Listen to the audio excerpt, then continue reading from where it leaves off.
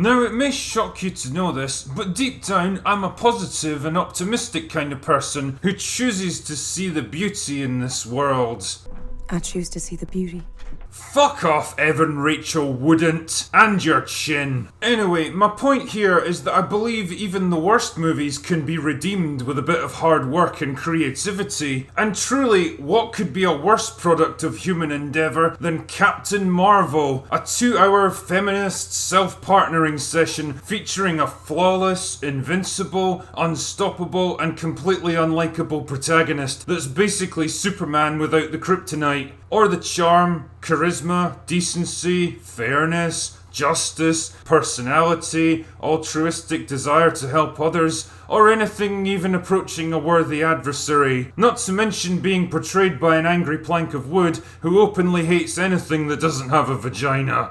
Motherfucking! Jesus, I've got my work cut out for me here. But like I used to say back when I was running enhanced interrogations for the CIA, let me grab my Black & Decker and we'll see what we can do. It's time for another episode of The Drinker Fixes. So in order to figure out how we can turn Captain Marvel into something approaching an actual, likeable protagonist, we first have to establish what's wrong with her as a character. My first thought would be a lot.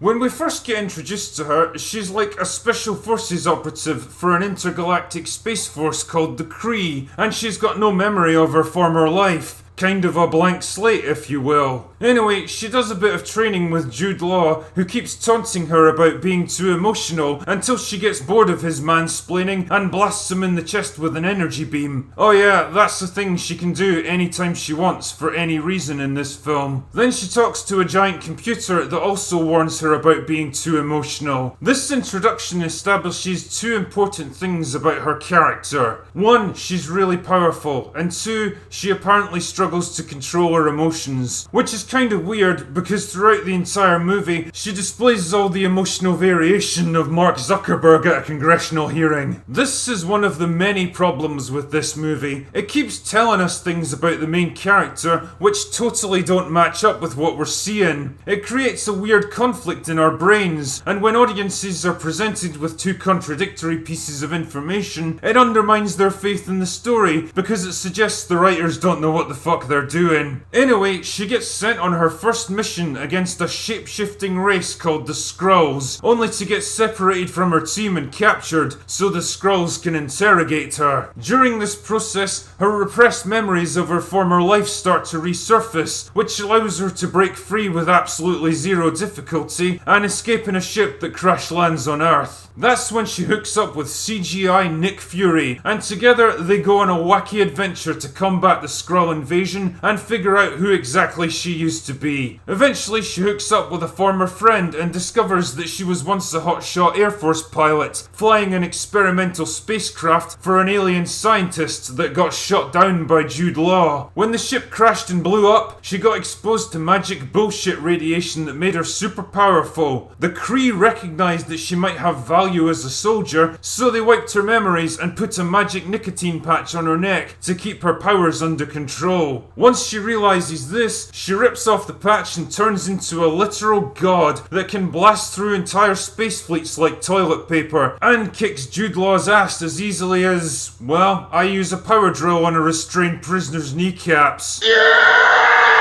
Anyway, the movie ends with her flying off to save the galaxy so that she doesn't interfere in the events of Endgame. And that's basically Captain Marvel's story. So, what can we make of all this? Stupid.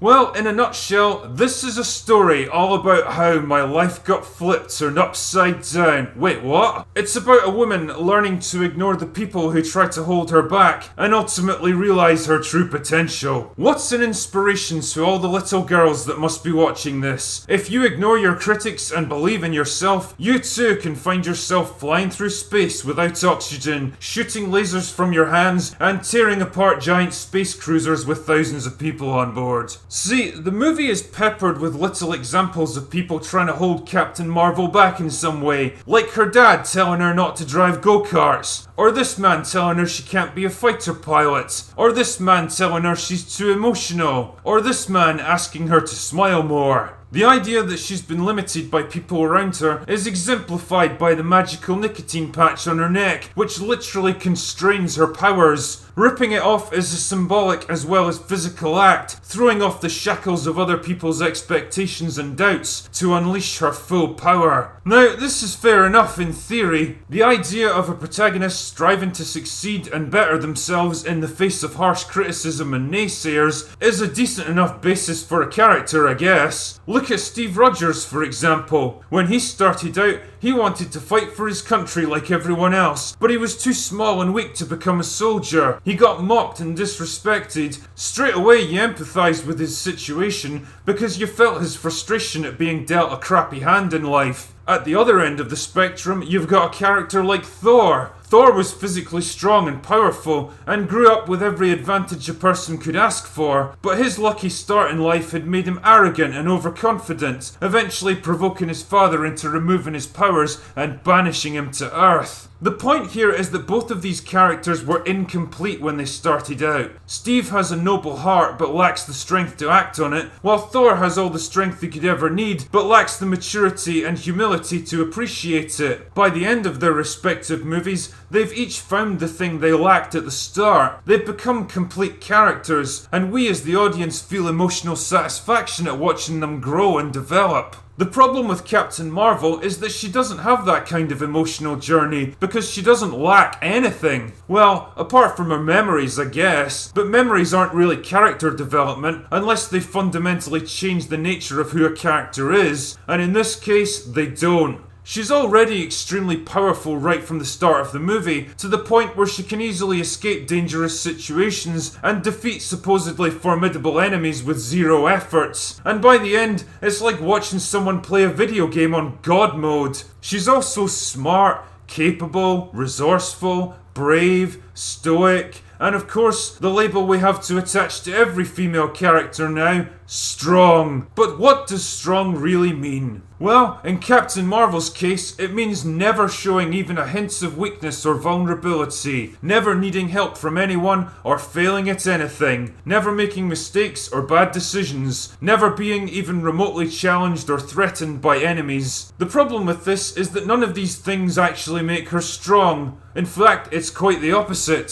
See, a character's strength isn't measured by how physically powerful they are, or how easily they can beat people, or how little emotion they can show when they're in danger. It's defined by their ability to rise above their own flaws and weaknesses, to become better than they were before. For comparison, let's take a look at another strong female character. Sarah Connor in Terminator 2 is widely considered to be one of the best female action heroes ever written, but look past the shooty action and consider who and what she really is. She's a traumatized, emotionally unstable inmate at a mental asylum. She's a bad mother that's estranged from her delinquent son, and a criminal who tried to blow up a computer factory before getting shot and arrested. She drinks and smokes and eats junk food. She openly distrusts the T-800 despite clear evidence that it's her best chance of staying alive. She gets recaptured during an escape attempt, easily overpowered and injured by the T-1000, and even pussies out when she has to kill someone.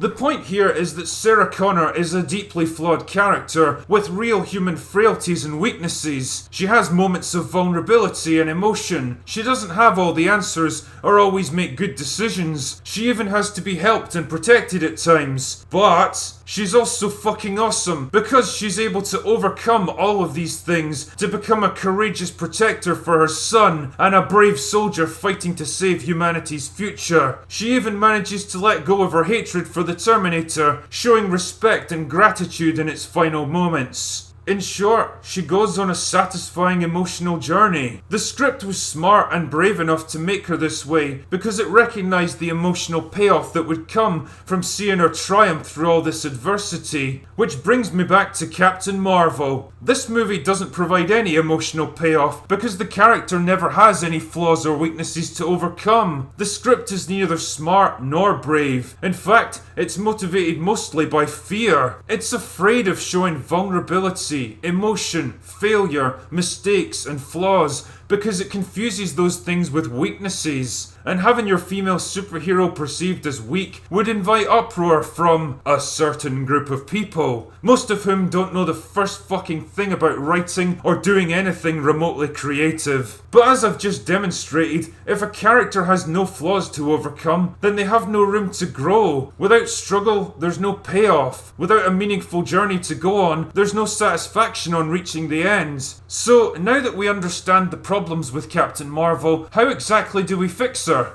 Well, from what the script awkwardly tries to tell rather than show us, we know two things about her. One, she's had to overcome a lot of people that doubted her. Two, she has a problem controlling her emotions, apparently. Neither of these points actually go anywhere in the existing script, so let's see if we can make better use of them here. For a start, her backstory. If she's grown up in an environment where people are constantly trying to hold her back and tell her she can't do things, it would probably make sense that she'd develop a fiery, rebellious personality to protect herself. The kind of personality that could cloud her judgment in difficult situations, cause her to make bad decisions, and get her into trouble at times. Perhaps she ran away from home at a young age and fell in with the wrong crowd. She became a tearaway who got into trouble with the law and was given a chance to sign up for military service to avoid jail time. In the process, she became fascinated with flying and wanted to become a pilot, and although she was talented and skilled, her lack of discipline, her recklessness, and willingness to let people provoke her ultimately caused her to get reprimanded and discharged.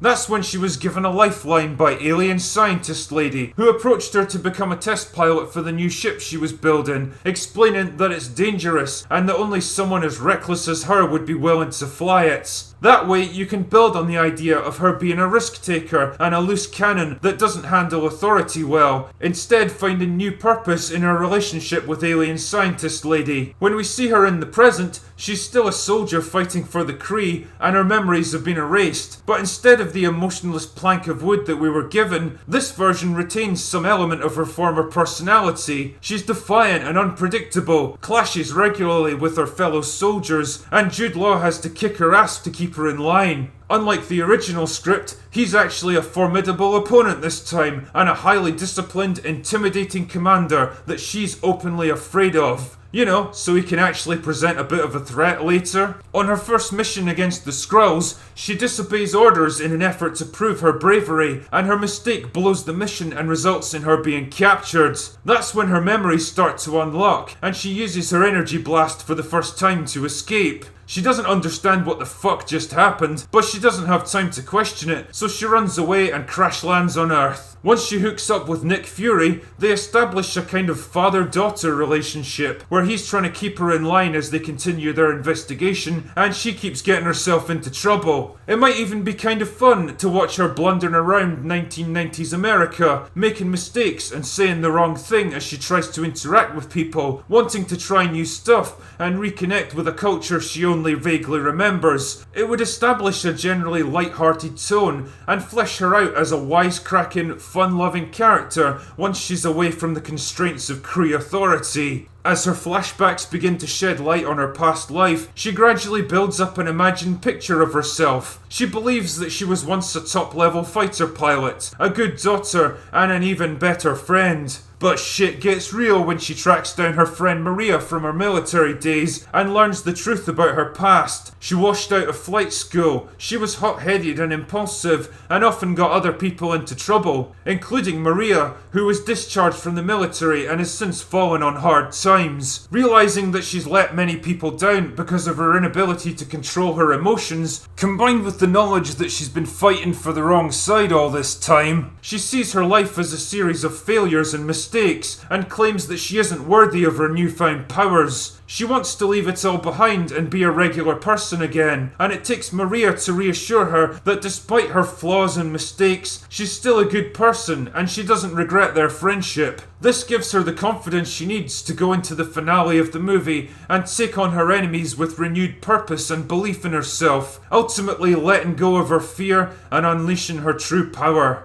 And there we have it, the new and hopefully improved version of Captain Marvel. Now, obviously this character fix is still constrained by the basic plot of the original movie, which has plenty of issues all by itself, not to mention Brie Larson's ability to play the character in a way that doesn't make you want to gouge your own eyes out. But fundamentally, I think these changes would go a long way towards giving the character a more fun, flawed and relatable personality, and an emotional journey that's consistent with what we know about her. It would challenge and push her in ways the original movie was afraid to do, giving us some reason to believe that she actually deserves the power she's been given. And it would play more effectively into the film's questions about identity and how our understanding of the past can shape our future. It's not perfect by any means, and I still think Captain Marvel is the most overpowered and unnecessary character in the MCU, which is almost certainly going to cause bigger problems later. But if you were to put a gun to my head and ask me to rewrite the movie, this is pretty much the direction I'd go.